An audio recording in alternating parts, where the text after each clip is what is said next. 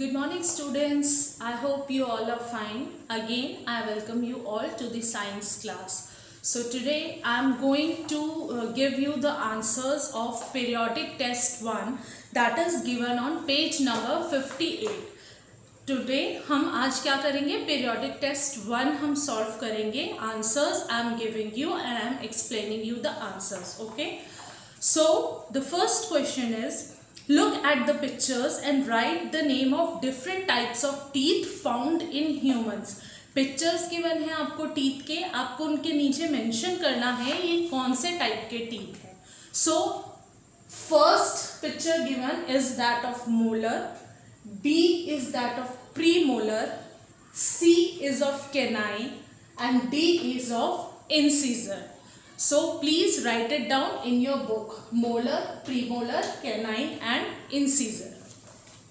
Second question is, complete the terms for the given processes. आपको line दी हुई है, processes दिए हुए हैं, उनका आपको टर्म लिखना है. क्या टर्म है, किस चीज़ के लिए ये प्रोसेस यूज होता है. तो first letter is given to you. First is thick layer of hair is removed from sheep. Sheep से जो हम हेयर की जो लेयर रिमूव करते हैं उस प्रोसेस को क्या कहते हैं हम? shearing. So the first answer is shearing. Second is the cleaned wool is sorted. जो क्लीन वुल है उसको सॉर्ट करते हैं. तो ऑब्वियसली सॉर्ट करना मीन्स क्या होता है? सॉर्टिंग. उसको डिफरेंट अलग अलग उसमें क्लासिफाई करना, क्वालिटी के बेसिस पे, कलर के बेसिस पे उसको सॉर्ट करना, अलग अलग करना वुल को. So second answer is sorting.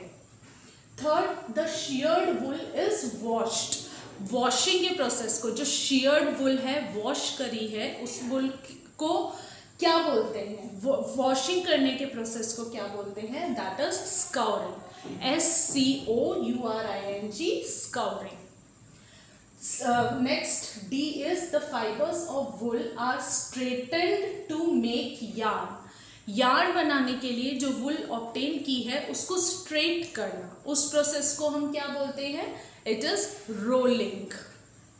Next, the fleece of sheep is made colourful. जो फ्लीस क्या होती है? जो हम स्किन रिमूव कर रहे हैं, हेयर्स रिमूव कर रहे हैं, तो उसको कलरफुल बनाने के प्रोसेस को, ऑब्वियसली कोई भी चीज़ जब हम कलर करते हैं तो उस प्रोसेस को क्या बोलते हैं हम? Dying. So the answer of this is dyeing. Coming to next question, third question, write the name of different things in suitable group, that is conductors or insulators.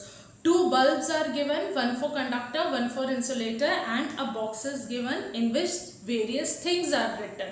तो आपको उसको differentiate करना है, कौन से conductors हैं, कौन से insulators हैं. So here I have mentioned two columns. I have drawn two columns. First is of conductors and second is of insulators. First of all, let me again remind you what are conductors and insulators. Conductors are the materials that conduct electricity, means through which electric current can pass through. Those are known as conductors. And insulators are those materials which do not allow electric current to pass through them. जिन material में से electric current pass होता है उनको conductors कहते हैं, और जिनमें से इलेक्ट्रिक करंट पास नहीं होता, जिनको टच करने से आपको करंट नहीं लगता, वो मटेरियल इंसुलेटर्स कहते हैं. So iron rod, silver stick and copper stick, these three are the conductors. So you have to write in the first bulb, conductor वाला जो बल्ब है, you have to mention these three things in that.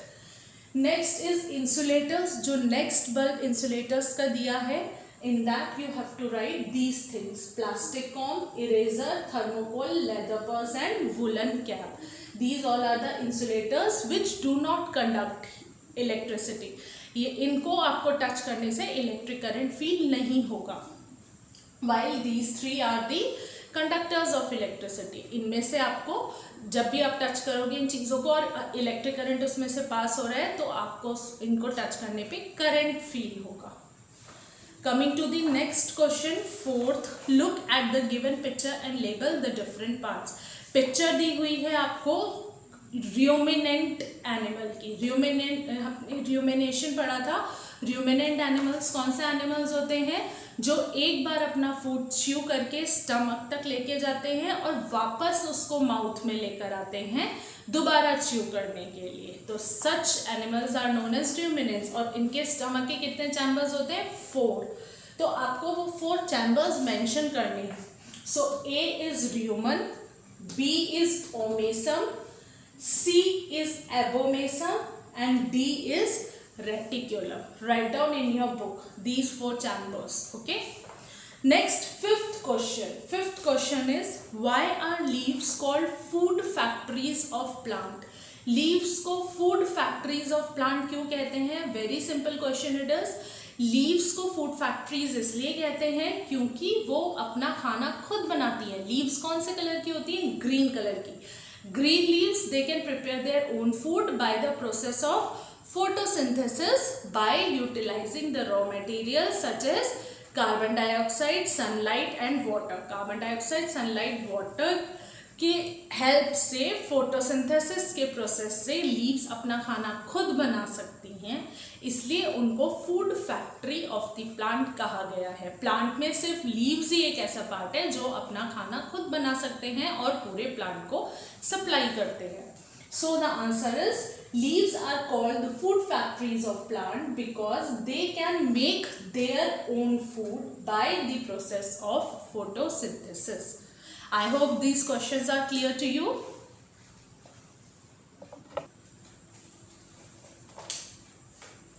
Next question is question number 6. Name the components of food.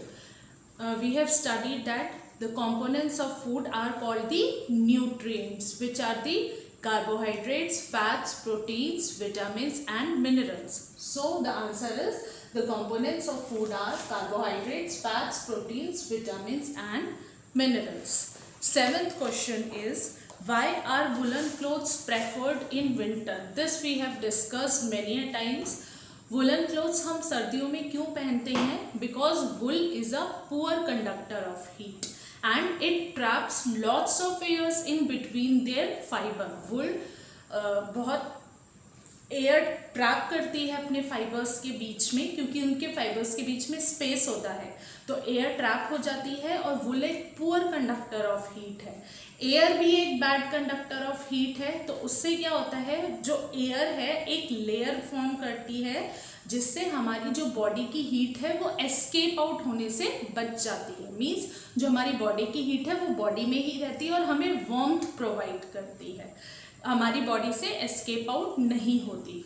That's why we wear woollen clothes in winter. Let's see the answer. Wool is a bad conductor of heat and it traps air between its fibers, which prevents the body heat to lose. So we feel warm and that's why woolen clothes are preferred in winters.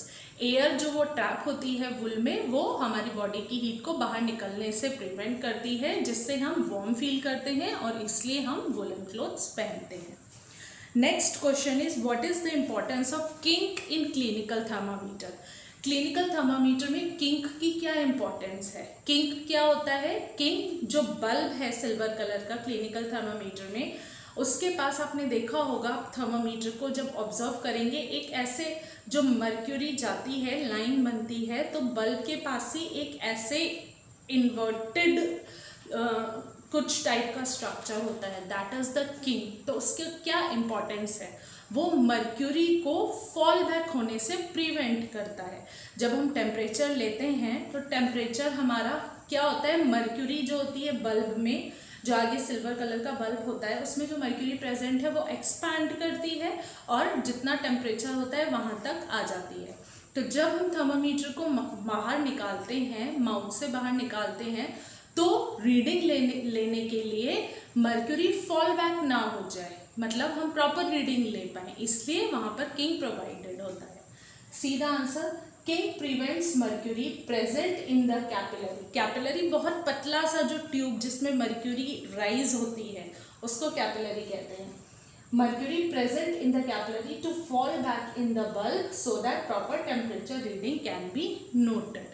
King क्या करती है, जो mercury का level rise हुआ है वो temperature की reading note करने से पहले वापस नीचे ना फॉल बैक हो जाए, उसको प्रिवेंट करने के लिए किंग प्रोवाइडेड होता है। Next question is question number 9, A part, name the modes of transfer of heat. Very easy, modes of transfer of heat 3 modes होते हैं, that is the modes of transfer of heat are conduction, convection and radiation. Only name you have to write, so you don't have to define it. B part is, why is convection not possible in solids? Convection solids में क्यों नहीं होता, सिर्फ liquids and gases में होता है। क्यों होता है ऐसा? क्योंकि liquids और gases के जो molecules हैं उनमें space होता है और वो move कर सकते हैं।